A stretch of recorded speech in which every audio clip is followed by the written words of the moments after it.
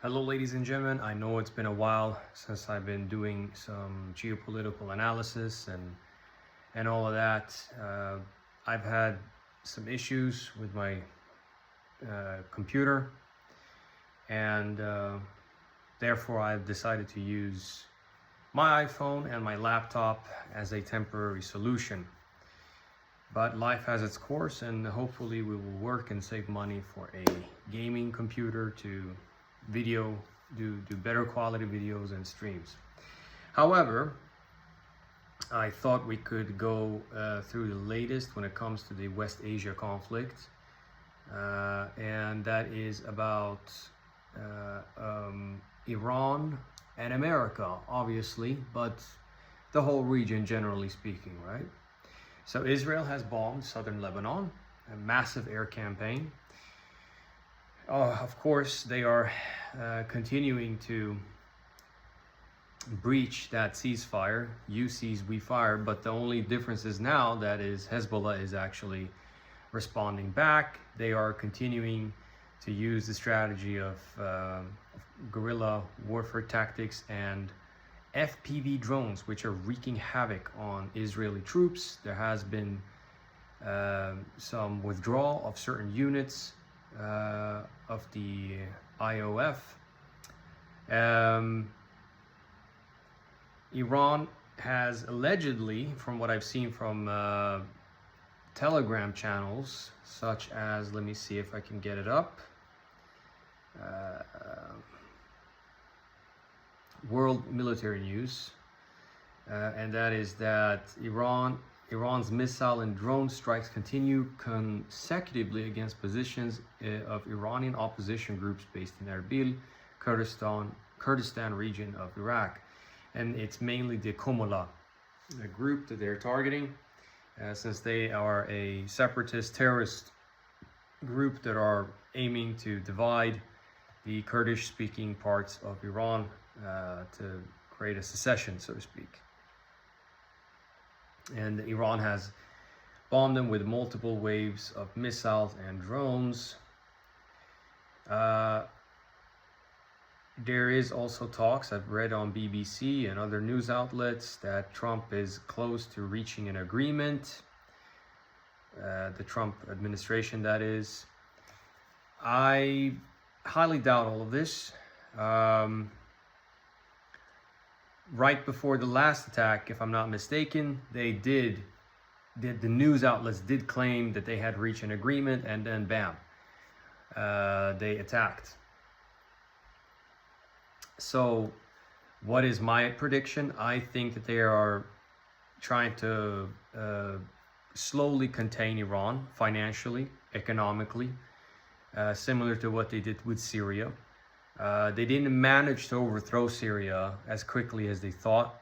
And, they thought this would be over back in 2012, when you had these Al-Qaeda mercenaries right outside of the gates of Damascus, so to speak. But no, the war dragged on, and voila, it continued till 2024. Question is, though, will Iran survive this? That is a good question. Iran has many close allies. As far as I know, from what I've seen from videos and from what I heard from Iranians on social media, they don't seem to lack any basic goods in that sense. But, you should never underestimate what the US empire and its proxies can do. And then you have the paper called Which Path to Persia by the Brookings Institute, which outlined how they should contain Iran and eventually overthrow its government, right? And they talked about using Israel as a proxy and blame everything on Netanyahu and Israel. I think we should have to go through this more in depth. That would be quite interesting to do. I think I don't think there will be an agreement. I think America will bomb Iran on and off. And even if that doesn't happen, I believe the sanctions will continue, and the aim is to slowly choke Iran economically. As I said, similar to Syria. If they can't reach a fast, conclusive regime change operation, that is to say. But Iran seems to have a pretty cohesive society. Even a lot of the people that oppose the government are against this imperialist onslaught, which is positive to see. Even if there are many, younger generation Iranians that have been kind of brainwashed by Iran International and,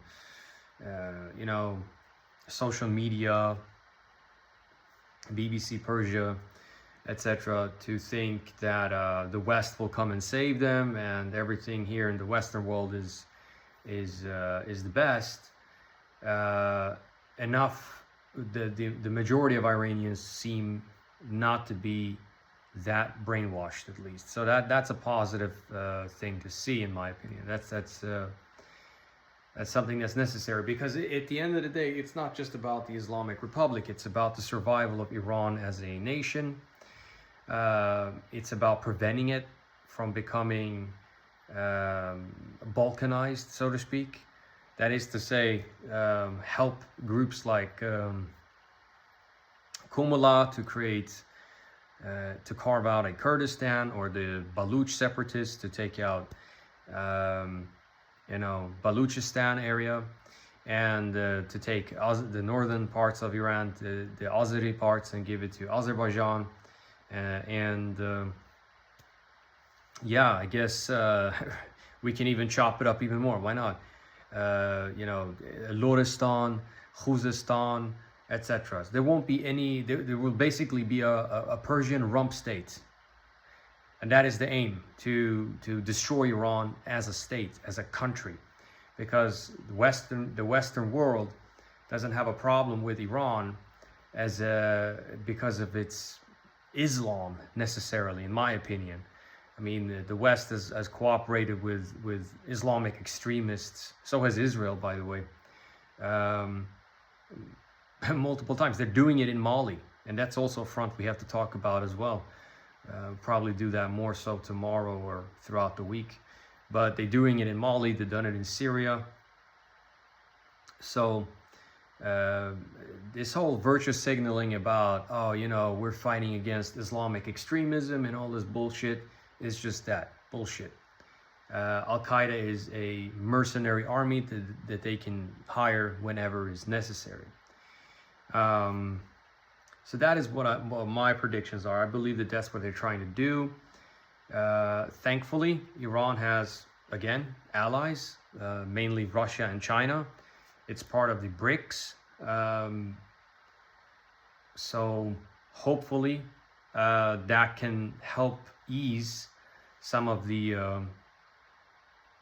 economic woes of sanctions. However, Iran must deal with its oligarchy, in my opinion.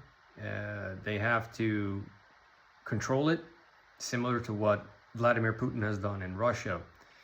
There's just been way too much mismanagement when it comes to privatizations and so forth.